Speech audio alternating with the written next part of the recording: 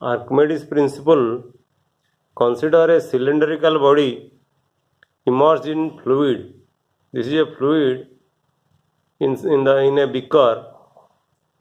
The pressure is greater on the lower surface of the body than the upper surface because pressure increases with depth. That is why P2 is greater than P1. So consider a cylindrical body immersed in fluid. Pressure is greater on the lower surface of the body than the upper surface because pressure increases with depth. And the resultant upward force is called the buoyant force. This force is called the buoyant force, and this force is called the weight. So what will be the buoyant force? The buoyant force will be equal to P2 minus P1 into A, where A is the area of the body. But we know the difference in pressure P2 minus P1 is equal to H rho G. A is the height of the liquid, that is the height of the liquid from this point to this point, from the top surface of the body to the bottom surface of the body, and rho is the density of the liquid, and G is the acceleration due to gravity. So P2 minus P1 into A will be equal to rho into G into H into A. I have multiplied A in both the sides of this equation, and H into A, this is equal to the volume. So this factor is equal to the volume, so it will be equal to rho into G into V. But rho into V, density into volume, that is equal to the mass. So this will be equal to mass into acceleration due to gravity, that is equal to weight. So this is the buoyant force. So buoyant force is equal to the weight.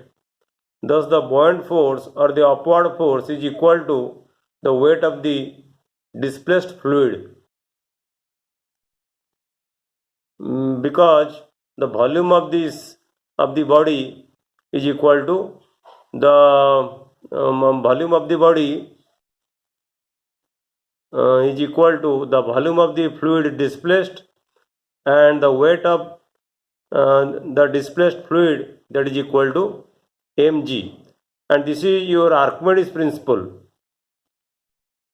So according to Archimedes principle, the loss of weight of a body submerged, that is partially or fully inside a fluid, is equal to the weight of the fluid displaced.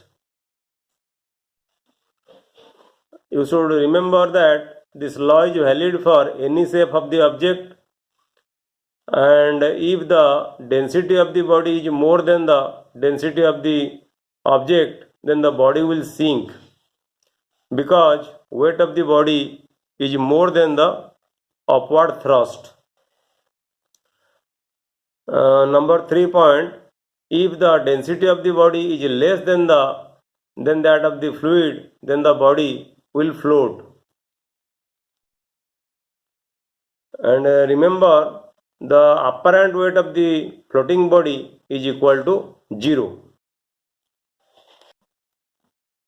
How you calculate the volume of body that is submerged?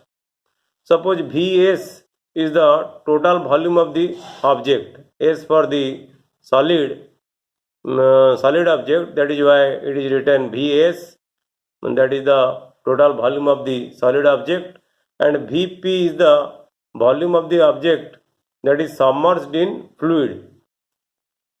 We know upward force, which is the weight of the displaced fluid. Upward force is nothing but the weight of the displaced fluid, that is equal to rho GV.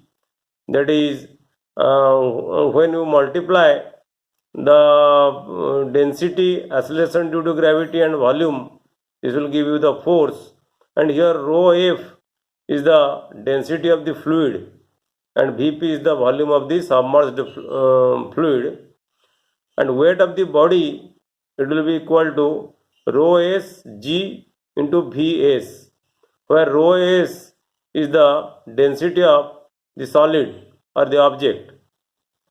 Since the upward force is equal to the weight of the body, so rho f into g into Vp is equal to rho s g into Vs. So Vp will be equal to rho s divided by rho f into Vs. So in this way you can calculate the volume of the submerged body, that is Vp.